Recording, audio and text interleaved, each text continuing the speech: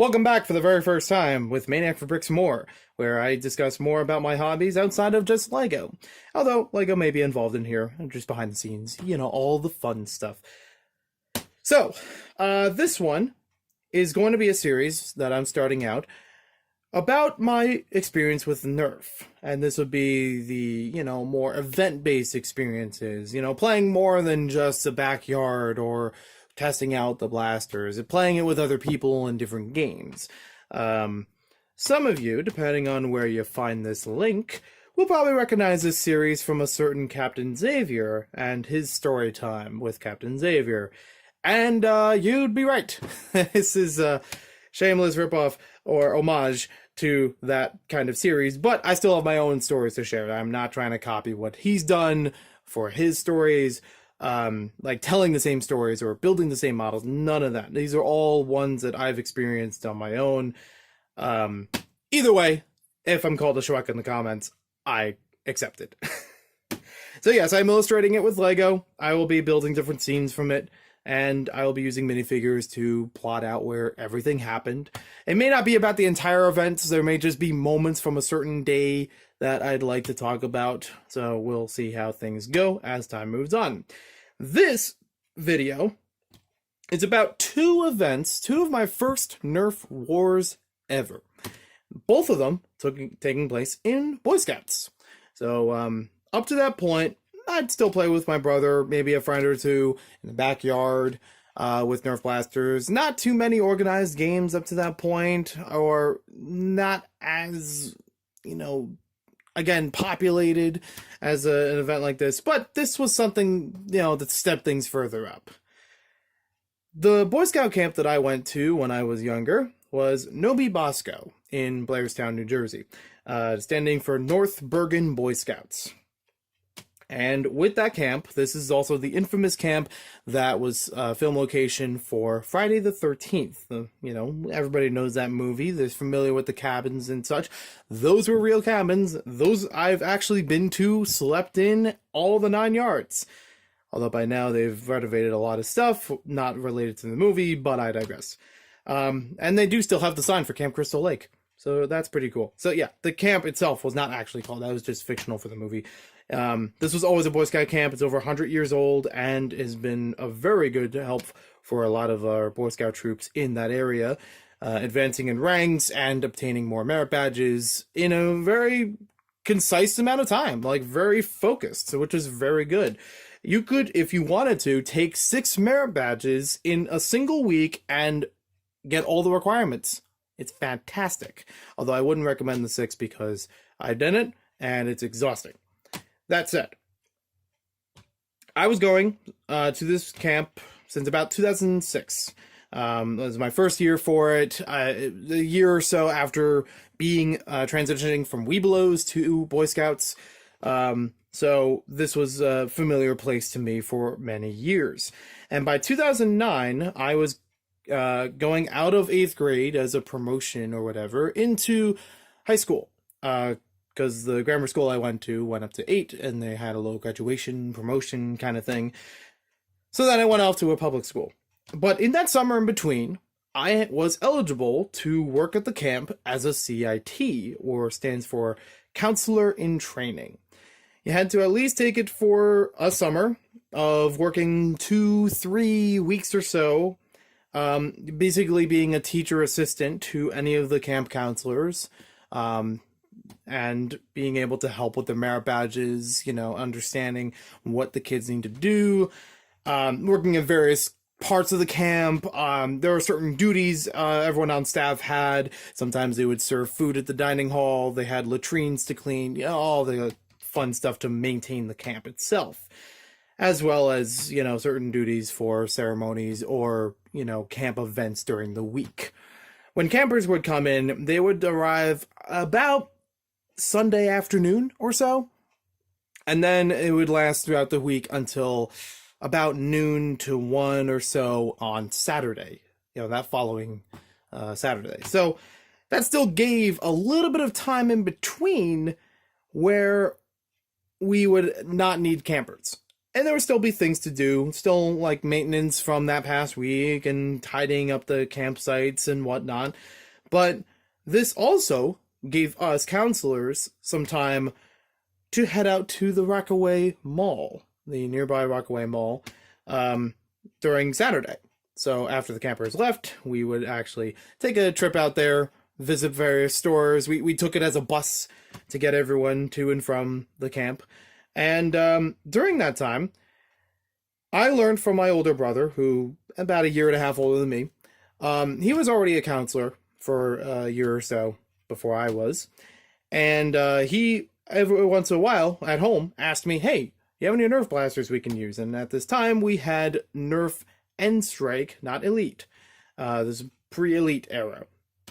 So I had things like the Barrel Break, the Firefly, Recon, Long Shot, basic stuff like that. And he asked for them, and I was like, okay, here they are. I'm not playing with them right now. Sure, go right ahead. And I got to learn, once I got to be a counselor there, or a counselor in training, of why he needed them.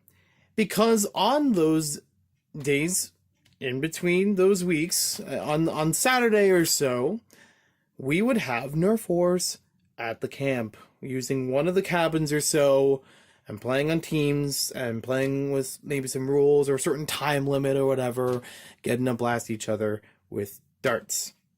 That's awesome. I want in.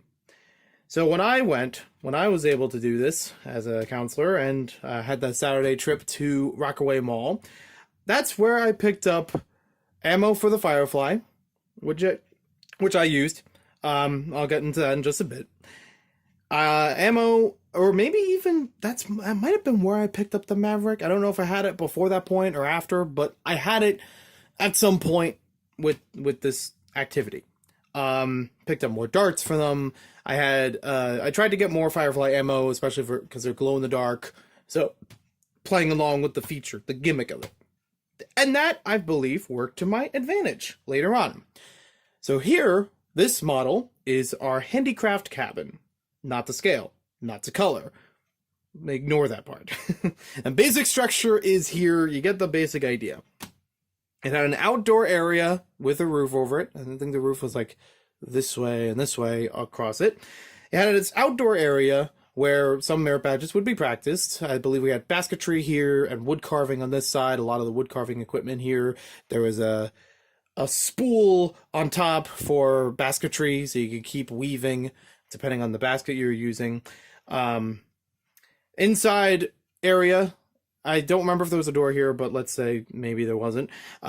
Inside here was leather making, or leather work, I believe it was called. Big round table on this side. I feel like getting the round plate. And smaller tables on this side, all working on that, pounding away at certain, with certain imprints and making designs on leather pieces, leather patches. Fireplace right here. And then there's this back area. This back area was for staff only. I believe that also had a door in front of it, but for this example, we don't need that. And with this, we had a private area for staff, where maybe like a sink, kitchen area. Wasn't really used for residents housing, not like to sleep in, as most of the rest of the building was open air, and so it weren't really going to circulate a lot of heat unless you tried to close up these windows. I don't know. Anywho, this was still a reserved area. And what we did for our Nerf war, we had it where, here's me, and let's say that this blaster in particular is a Firefly. That was the main blaster that I was using. I was part of the defending team. So we had one team that was defending the cabin and one team that was invading the cabin. So, and we did it with a timer countdown or sort of thing. So we, after some point, we knew when to call it quits, especially when it became late at that point, when we got back from the mall and doing other activities and lunch or dinner, we knew when to stop. We had a few guys positioned back here. A few guys on another team were up at the front as the invading team. I don't know if there are any more rules to it than that, and if anyone does remember from those camping days, I'd love to hear it in the comments, because I don't remember the specifics of this war in particular, or the kind of war that would be done here. But a couple guys on both sides, attacking and defending.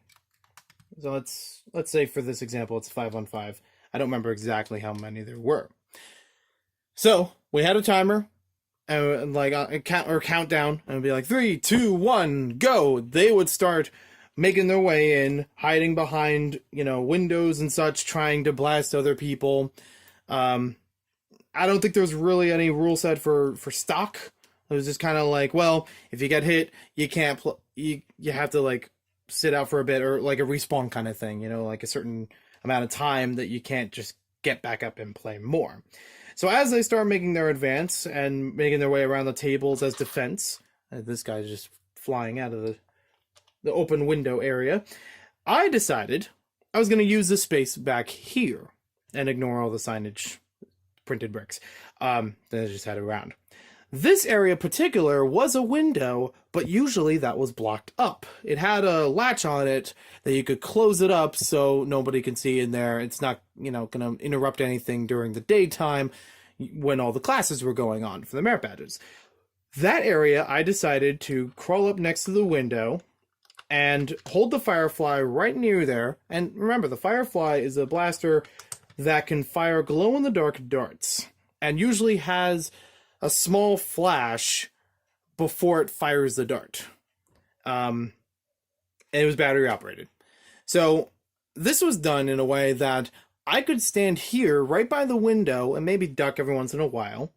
Even as they were advancing, they I hope I didn't blind anyone, but they would see the flash from my side coming through this pretty centered area. And then the dart would fly forward, glowing in the dark, like flying through here to tag somebody. So it was a good distraction for the other side if they were trying to hit from this door frame and these tables around here to try to attack. So I'll try to show this from the other side. You see everything there. Rough idea about it.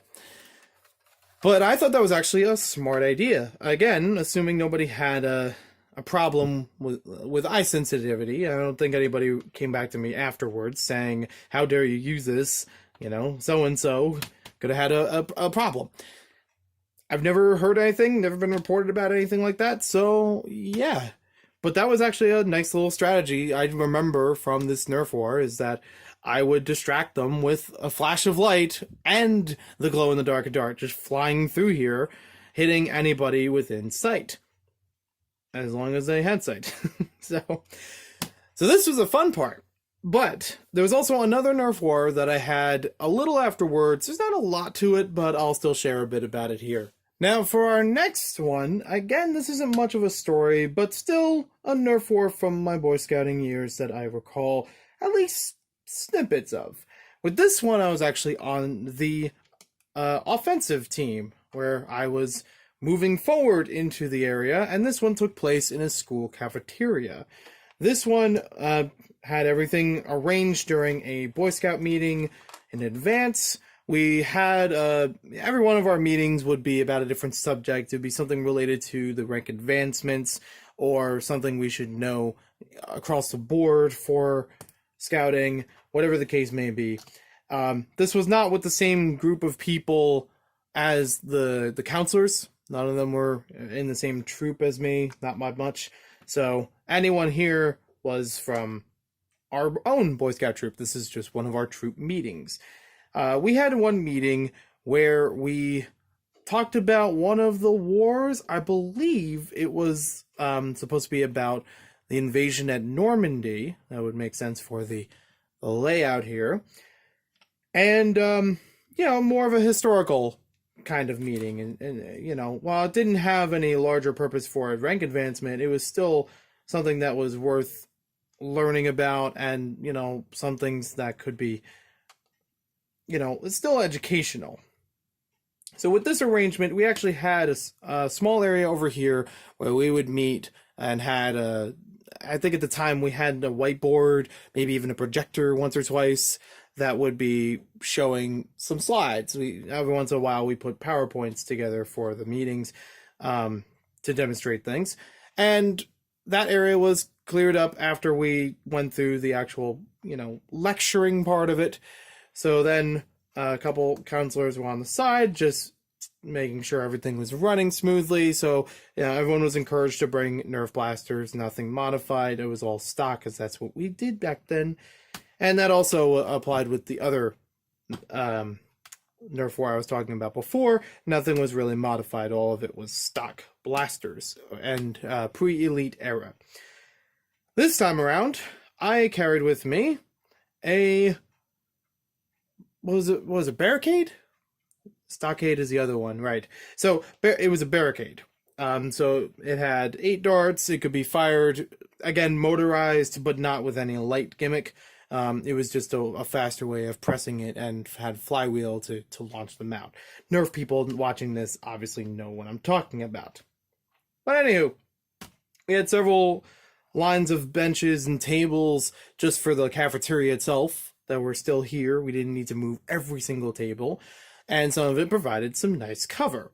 And with this, we also had some pillars on this side. There was more space over here, but it was basically off limits because that was leading into one of the classrooms over here. And I believe the bathrooms were on this side as well. There was also a staircase to go upstairs because it was in the basement level of the school. And then we had the serving area. This would be where the lunch ladies would be and all the food. And, again, don't tamper with anything in that area. You just get to use that as your line of cover. So I was on the offensive side in this scenario, and I don't remember the turnout, but I remember darts all over the place. There was a lot to clean up afterwards, and I actually took it upon myself, and maybe with my parents' advice, I forget which one came first, that I would label my stuff. So I had my blaster itself labeled with my last name on it on the side. I still have that written on the barricade to this day. And all of my darts, they had a little thing that I added on the outside of them. It just took a red marker and just put a ring around it, just very carefully on the ring of each of the darts. I didn't use too many at the time. I didn't use the Axe Strike like I showed there. They were just micro darts, stream darts, or whatever you want to call them from that time. And that was an easy way for me to find them and reclaim them. And I think that could have gone a little better now if I'm going to try other strategies, with the more recent Nerf events that I'm going to, as far as marking gear and or darts or what have you.